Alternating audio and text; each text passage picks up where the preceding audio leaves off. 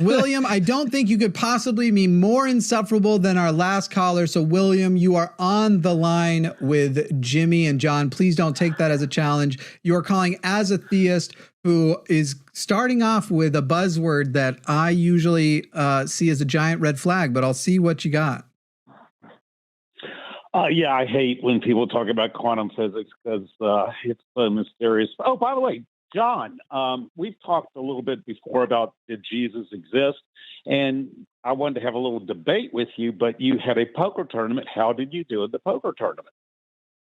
Oh, I never do well at the poker tournaments. I don't think that I made it in the money. I doubt that I did. I don't remember when it was, but very tumultuous time for me this particular season. I'm hoping that the fall season is going to be better for me. I tell you, I was a failed apocalyptic poker player, and I was in Vegas at the one of the poker rooms. The guy goes, "There's like 50 people." He goes, "I can count on my hand the number of people that make money." Apparently, 85% of the people lose at poker. It's just remarkable. It's a great example of the Dunning-Kruger effect. Excellent. I'm going to beg you to move on now. Thank you. But anyway, let's start with the fine structure constant. Richard Feynman, the great physicist, said every physicist should put this number, which is 1 over 137, on a board and worry. Are you guys worried? No. Okay. Worried about what? I mean, the statement was that every physicist should do it. So already I am excluded from the desire to worry. Well, I was an atheist a few weeks ago. I've just converted to theism. And a lot of it is because of this. No one's perfect. Yeah, that's a tease. I mean, it feels weird, believe me. But things like this fine structure constant, if it's 4% off, you don't get chemistry, you don't get carbon. And actually, the as we know it, carbon. What? Well, but we don't get those things as we know them. Yeah, for one, as we know them, but also, what if it's just 3% off? What if it's 3.9999 repeating off like that? So, what if it's 2.98 repeating off, or 2.98756543456 whatever in the fuck percent off? Like, you understand how like there's an infinite amount of numbers in which we could pull out here for it to be off by and still get chemistry. So. I guess, and we don't know what number of samples we get to apply it to. It's literally like 4% is a crazy high number. I'm like, give me something that's like 0.000 freckle on the ass 0.0001% chance. And have I lost signal? I seem to be frozen. No. I was listening. Here's another one. This is the one that really threw me for a loop. Have you heard of the strong force constant? You know, there's 4 forces in there. The strong and weak nuclear forces. Yes, the strong. I think something's gone wrong. Force. Okay. All right, can you not hear me? No. Can people hear me? Yes, we can all hear you, and everyone else can hear each other, Jimmy. So I don't know what's wrong. Do I look okay? Yes. Can you hear me? All right, hang on one second. Let me hit the recap. That happened to me a second ago too. Very strange. All right, are we back? I think I'm good. For some reason I had to reconnect. Okay. Just my side was being crazy. Yeah, I do. Right. We don't know what the sample size numbers are either, and so we also don't know about. All we know is that we're here and we're observing a universe that we're in. So our universe apparently can meet whatever it needs to meet for us to exist, but we don't know if other universes exist and then how many there are. So whatever infinitely small percentage number you might be able to come up with, I don't know that there aren't that many attempts at universes out there, or that we aren't in a cycle of attempts and it wasn't until one of the things that would have we don't know any of these things. So people have been trying to make these like, oh my goodness, here's a small percentage likelihood number, and they're reading it after the fact as though you're starting from nothing and you want to eventually hit that. And whatever odds number you can literally write on a piece of paper and come up with something yourself, that the chances of you coming up with that number will be less than the chances of any of these other things you'll present. And yet that number will be on the page. Right. Now, the two physicists that have converted to me, Luke Barnes and Michael Strauss, let me just go through this real quick with the strong nuclear force. If it's 2% stronger, then you get the periodic table, but you don't get hydrogen. And if hydrogen's not there, obviously stars won't burn. You won't get the carbon from the supernova explosion. If it's 5% weaker, you don't get the periodic table. You just get hydrogen protons just bumping into each other. So, hey, William, William, if the freckle on Jimmy's ass isn't in the exact spot, hydrogen doesn't form. Did you know that? Or you might think it's my dad. That's where his freckle is. Like the thing that's very frustrating about what I just told you, William, is you then proceeded to continue with a line of statements as though I hadn't just said why these aren't compelling. No. This isn't compelling information. That is an excellent apologetic, and totally, I'm with you 100%. And other people have used the multiverse as a good explanation. This is just me personally. Hold on. We're not using the multiverse though. So literally, we're describing the gaps, and that we're not saying therefore God like you are. Right, and I respect that. It's just, let me ask you the question. Okay, you have this strong nuclear force where you have quarks within the protons and neutrons.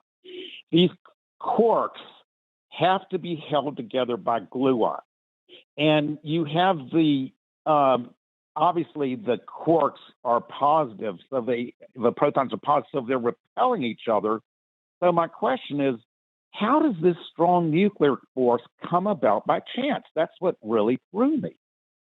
What does the word chance even mean? We literally use, first of all, demonstrate that we're not in a deterministic universe, because if we're not, there's nothing by chance. I don't believe in chance.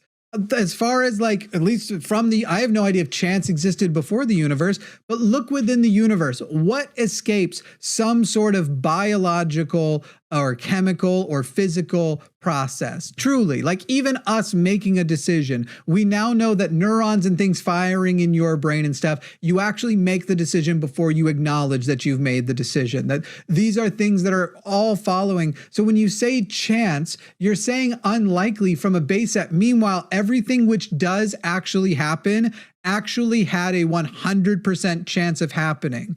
The only thing of if you spun a thing and you spin the wheel and there's 100 slots on it, sure. From the outside, you go with 100 slots. That means you have a 1% chance on landing in a particular number. However, from the universe's computer that knows everything's perspective, if you put your hand at this location, spin with this amount of force on a planet with this amount of gravity, with this, literally that percentage of if you're aiming for the number 5 gets bigger and bigger and bigger and bigger until it is 100%, because you know every factor going into it.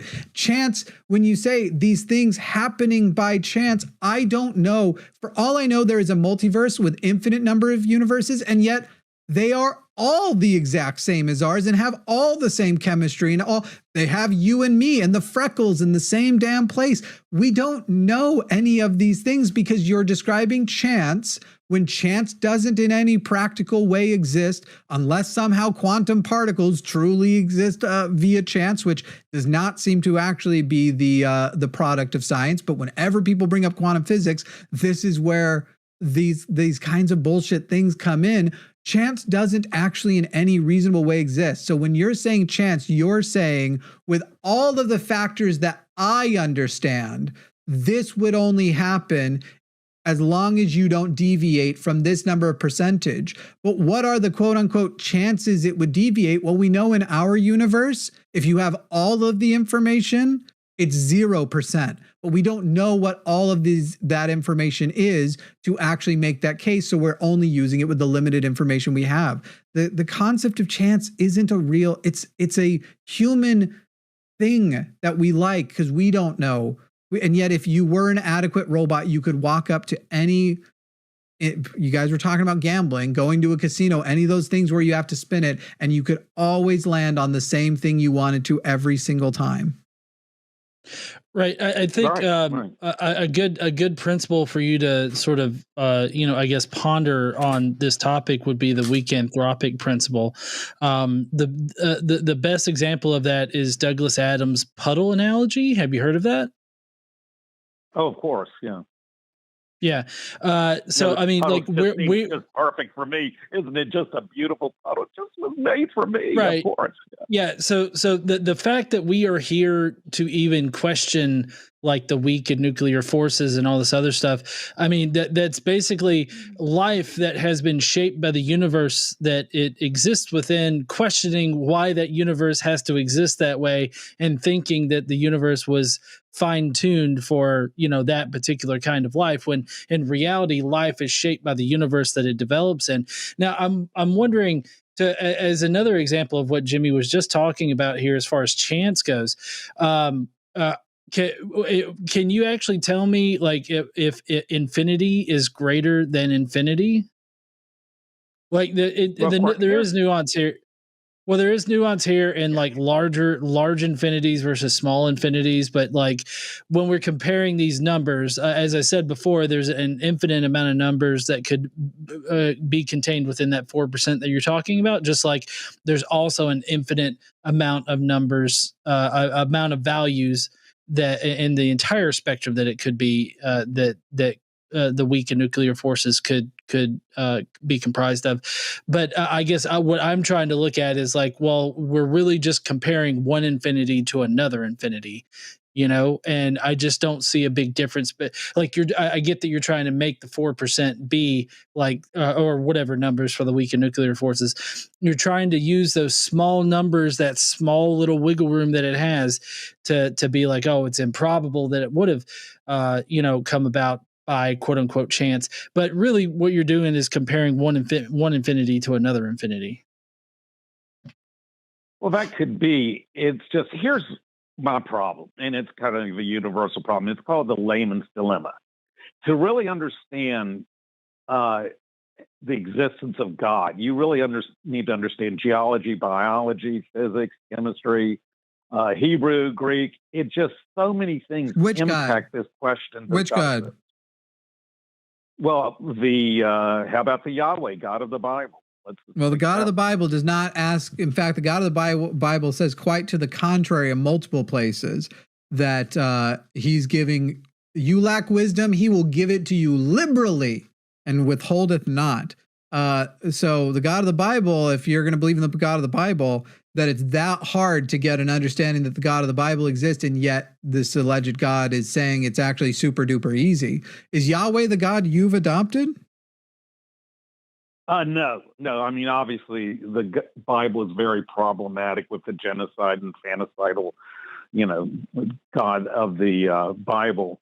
Do you believe if there was adequate reason to believe in God, people who work at this channel on this debate, and we were aware of it, it could be articulated to us, that we would, are there hosts here that you think would just be like, no, fuck that, I'm still not going to believe it because I don't want to believe it? Or do you think that, I'm mostly asking, do you trust the lineup of hosts we have here, that their skepticism is consistent, and given an adequate reason, they would believe? Well, absolutely, but let me give you one better. Sean Carroll, who is an atheist. I'd way rather go I'd really rather go my way than your better way. We can do yours after mine, but I'd really rather go with mine. I'm curious. No, I'm sure your hosts, I've just talked to one, are very skeptical, very well, read and so forth. And yes, they. So I'm curious why you are to make an appeal to quantum physics as a thing that is the thing that it seems to have converted you to theism. Acknowledge that you believe that we're consistent here, and given good enough reason we would, and that are you not aware we have an actual PhD physicist on staff that you could call and go, hey, is this not good enough reason? And if you are correct, you're going to get the guy, you're going to convert him on the spot. I trust him. Do you know who Dr. Aaron Adair is? Why not call the physicist about the point with your quantum physics? Well, why not call him? No, great point. And I would love to do that. But here's the other thing that bothers me is the DNA enigma. You have the nucleotides on the bases. It's not the chemical makeup of the adenine, guanine, cytosine, those nucleotides. It's the arrangement. It's the information in the DNA molecule that determines the assembly of proteins. So again, what's the likelihood that would 100%. evolve by chance? 100% is the likelihood. And that not only is that not, now we're getting into like some of the stuff I went to college for, but again, tomorrow you can call an evolutionary biologist who's a couple masters and I think on their way to a PhD in at this point, and you could have that exact same conversation with them. But the odds are literally 100% because what you are describing right now is what looks very complex and incredible. Some of the beauty to it is that it is actually so simple that we can use just these 4 letters in repetition to describe all of them, but is also coming from billions of years. And it's wild that that people are sitting here going and thinking like, even if you only added 1 grain of sand, every 1,000 years, after billions of years, you've built a castle. I hope that's true. Someone's going to go do the math and be like, it'd be a small castle, but anyway, it's not that impressive of a thing to anybody if you actually can grasp the concept of 3.5 billion years, which in a literal sense is impossible, but you can do the math and go, yeah, that's pretty incredible. And it's great that we have this, but it didn't, when you say poof into existence, you didn't say poof, but when you say by chance, chance is literally not how it happened. Chemistry is literally how it happened. Like the laws the molecules are following are physics, and biology is a description of how what the products of those things together have done. And there is no chance. And it actually isn't that much more impressive that rocks in space are for the most part staying together instead of just blowing off into whatever. Everything has that level of, wow, it's crazy that works. We're here alive to observe it because it works. And as John already mentioned, you're still saying, I'm really impressed that as water, I fit into this puddle hole. And so God must exist, even though you have no frame of reference of other puddle holes around you, if there are any puddle holes around you, of whether or not there was ever another type of shape a puddle hole could be. Maybe there isn't. Maybe all puddle holes, in the respect to our metaphor here, have to all be the same shape, but we simply don't know. And to go from atheist to theist means you are now making a belief claim in something that you are demonstrating you definitely don't know.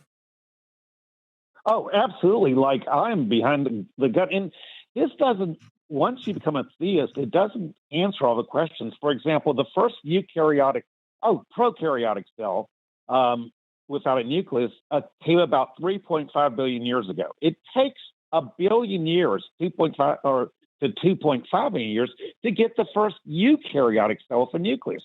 So my question to my fellow theists now is, why would God take a billion years to get a nucleus in a cell? You guys got an answer? How would I answer a question that starts with why would God as an atheist? Well, I mean, put yourself in their position, because they've never given me an answer. Because I really want to bang my sister. I don't know. Like that seems to be as consistent as a theistic response as any of the others. Well, I guess trying to go ahead. Well, I guess trying to do an internal critique of, let's say, Christianity. You would think that an omnipresent, omnipotent, and omniscient God that is unrestricted by anything would just be able to snap his fingers and like create stuff, which is why the Bible starts out with God speaking, stuff into existence like an incantation. So, I mean, if you're asking, I feel like asking two atheists, hey, why didn't God do a thing? We're just going to be like, yeah, why didn't he do that thing?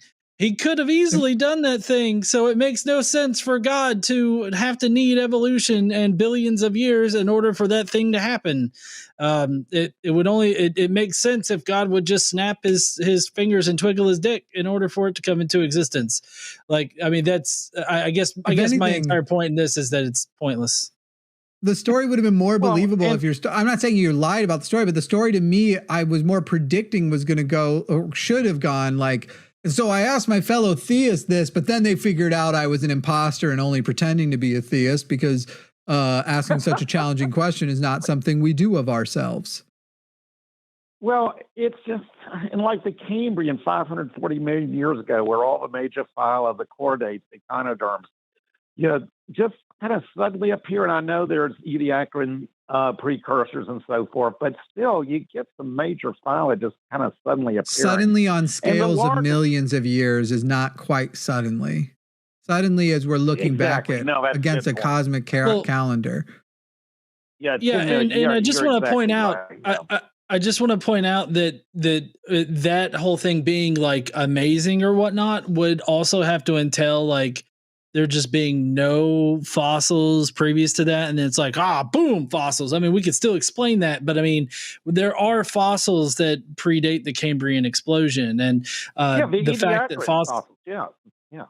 Right. But what I'm saying is that for your point to carry more weight and to be more convincing, I feel like there would just have to be like no fossils. And then it's like, boom, full ass body plans and all this other stuff. Like that's normally how it's presented. And that's just not what happens or what has happened. But also like fossils are incredibly hard to make. And when you're talking about body plans that are, not exactly conducive, to making fossils, you're going to have a hard time finding fossils for those kind of things, especially, the farther back you go. You're absolutely right, John. And another question, just bear with me, is I asked Foz with reasons to believe, Hugh Ross's big thing. I said, if man is the crowning achievement of God's plan, why in the world did he wait till 99% of the time is gone? I mean, because the first Homo sapien was a couple 100,000 years ago. I want your challenges to us. I don't want to hear how you're challenging other theists when you're sitting there going like, but those are the guys I agree with. This is what I'm saying. Like, yes, good question to ask them because it seems really stupid with a lot of that knowledge to sit there and go, I think there's probably a guy and by the way, he cares if you touch yourself.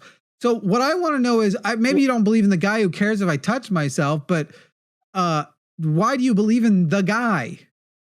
And it seems to be simply that you have spent 22 minutes going, incredulity is a fucked up, like it really fucks with me. And to me, I would rather take all of these I don't knows and have a 3-letter word, despite the fact that it makes the answer much more complicated. Saying it is 1 syllable and it's super easy. Right. I still have questions and dilemmas, is I guess what I'm trying to communicate. But I just feel that it's just one, big step, one big hurdle, like the charge of the quark has to be a certain amount.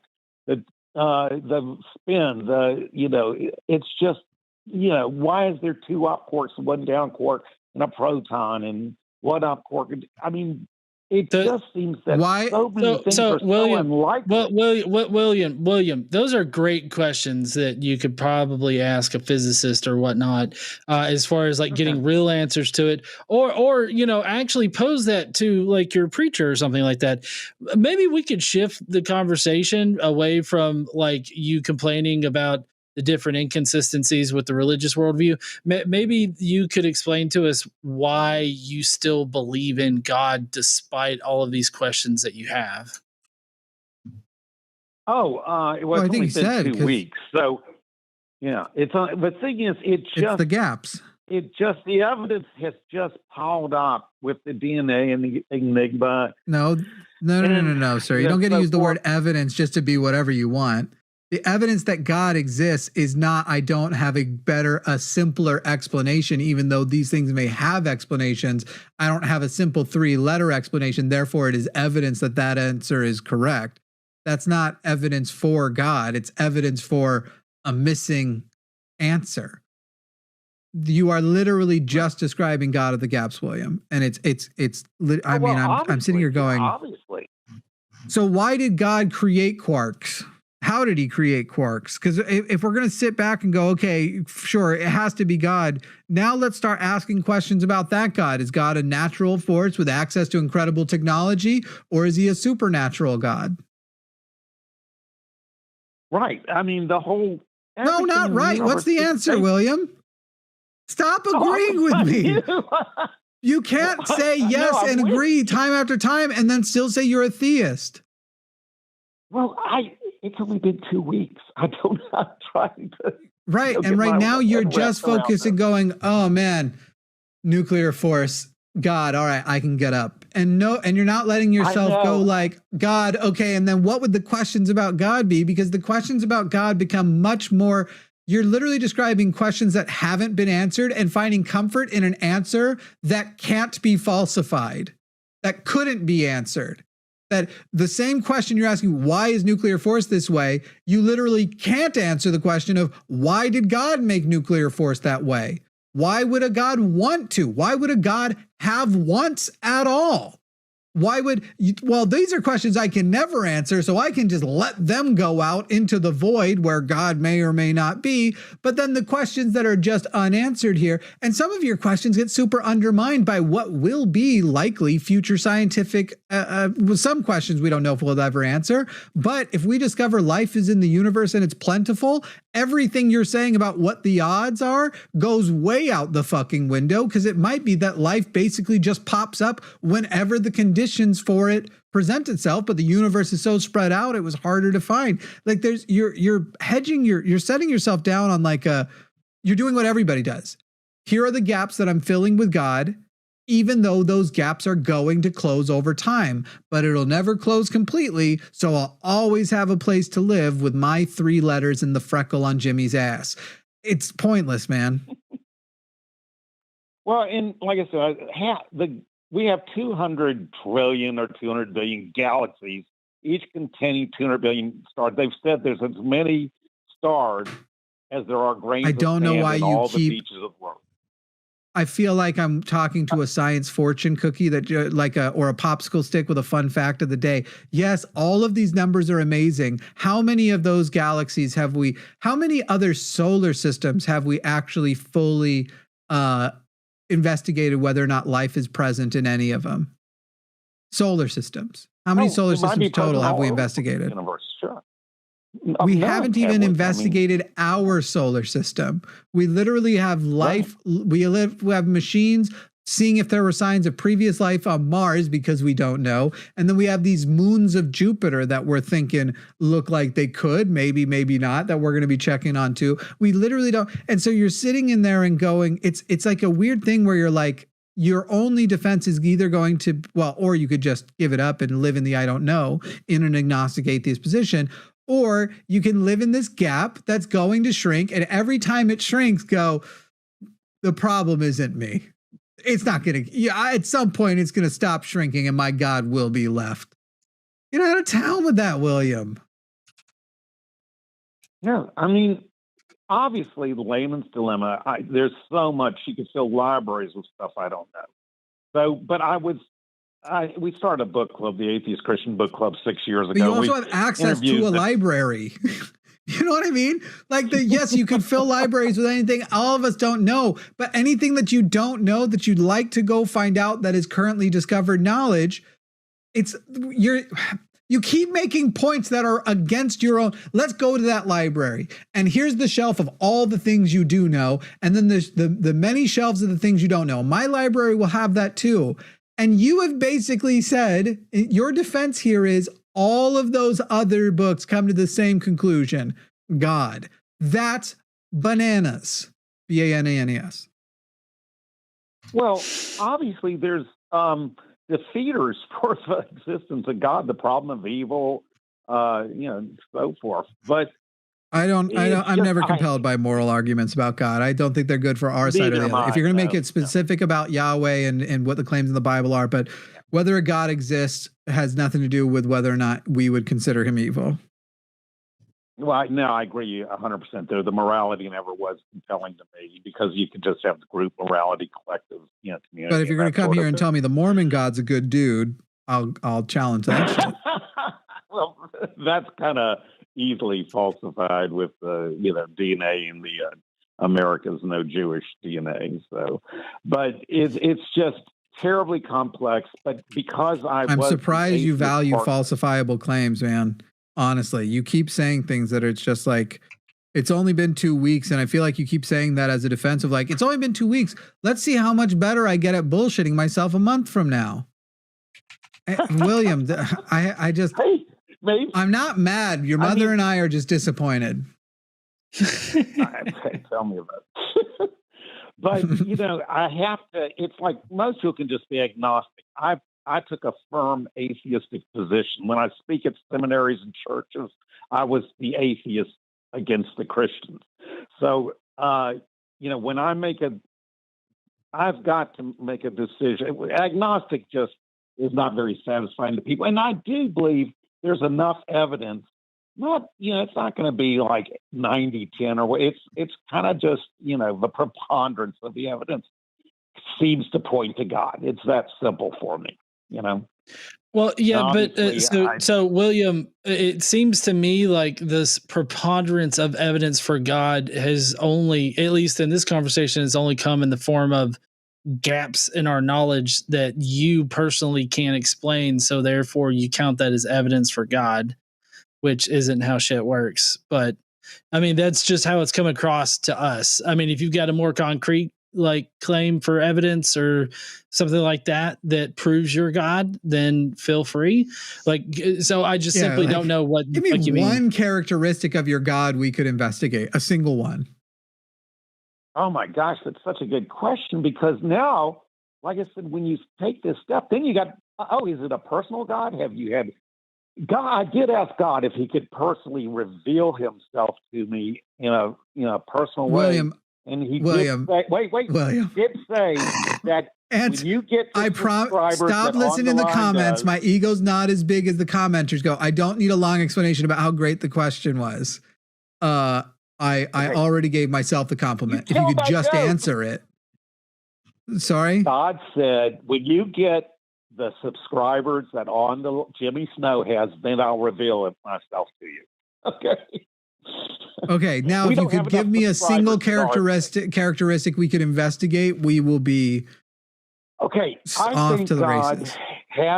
I think God has transcended human history, or the history of the universe for that. Would that be the characteristic we could investigate? Well, 380,000 years after the Big Bang, we had electrons and photons actually coming together to form atoms, attracting each other. I think God's so now. And, then this leap. How does that factor into? William, I know how to make the best 3-cheese pizza. First thing you want to do is find a cat. It's unrelated to making the pizza, but so is what you just said. I asked for a thing we could investigate something about, and you just went, pizza is cat. What I'm saying, when I made this commitment, people go, well, wait, is it a tinkering God? Does God come in and get life off the ground? Because we have RNA that can auto-catalyze to form multicellular life. And so we can get close to a cell, a protocell or whatever, but does God have to come in and really get that first cell, that first prokaryotic cell off the ground? Does he have to step in and get the Cambrian off the ground? Is it a tinkering God? I don't know, guys. I actually think we have adequate reason to believe none of that is necessary. And it's wild to go the contributions he'd be making are so minimal, and yet you think the goal is humanity. And so it's like, It's like, did he hit lightning in the right part of the ocean that gave us that first self-replicating molecule that had the potential of all of this? And then luckily I exist because clearly that was God's goal, which at the end of the day is usually what a sort of deistic leaning pantheistic kind of weird God must have gotten in and jump started some stuff thing seems to be, is everybody has this natural sense of they were intentionally made, and your parents didn't even make you intentionally. Even if they wanted to have a kid, they didn't choose which sperm and which egg, but you were the one, despite all of the odds that came out of it.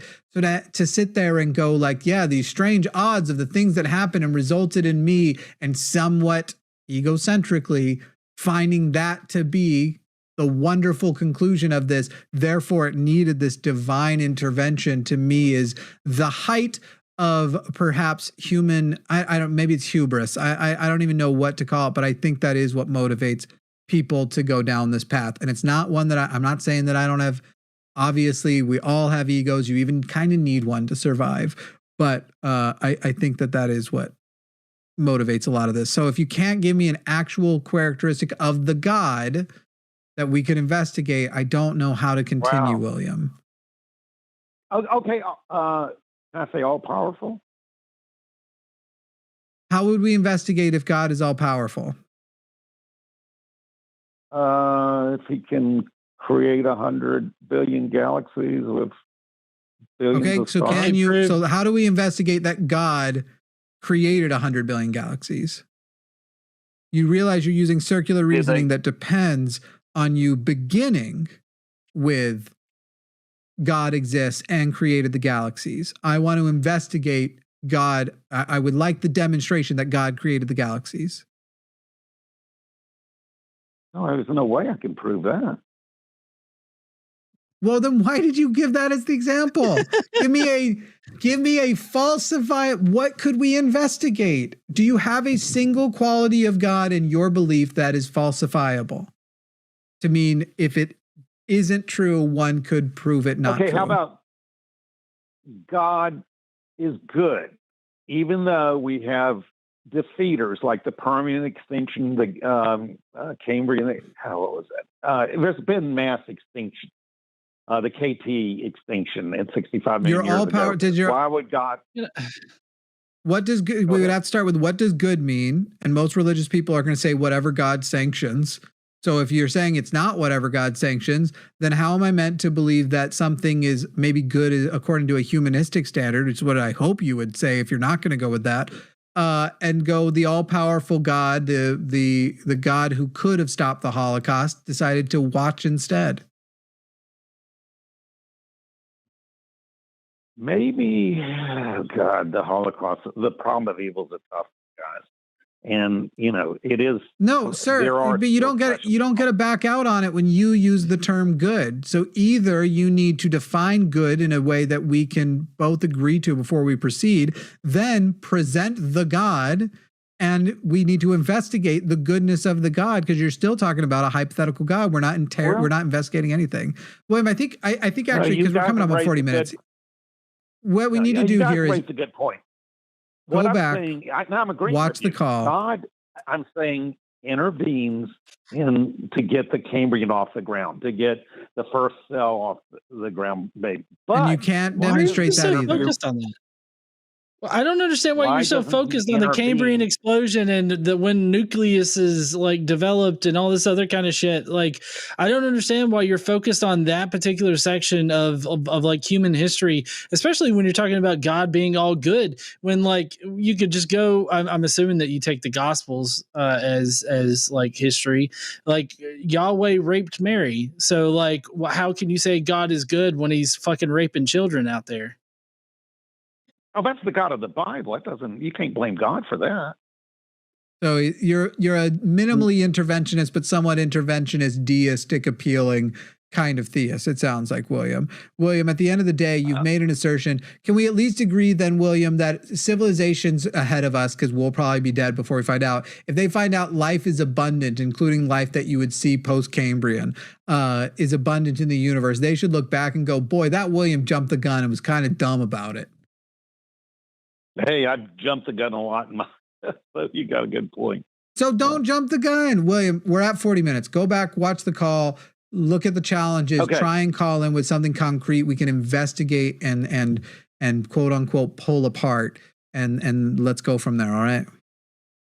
Hey, and good luck with your poker career, John. Good luck. I'll see you at the World Series of Poker, hopefully. Oh, but fuck me with my poker career. I'm just kidding. I don't play poker. All right, bye, William. No, I've played it a few times in my life. I'd try to deal so I could cheat if I could. By the way. Okay. All right. Hey, it's been great, guys. Sounds good. Thanks. Bye, William. Yeah. I think I've heard from Matt. There's a good scene out here. Yeah. So I guess maybe I just got confused because I thought that he was arguing for like a Christian or an Abrahamic version of God, but maybe he didn't say that. No, he didn't. Yeah, at one point he brought up them as examples of bad gods, I think. And at a certain point he said so much that it all flooded together of equally non-falsifiable stuff. Pizza equals cat, guys. Pizza equals cat. Is that new merch? Pizza emoji equals cat emoji. Thank you for watching that clip. If you enjoyed it, perhaps you should join us. Join us. Join us. Join us. Join us. Join us. At patreon.com/calltheline.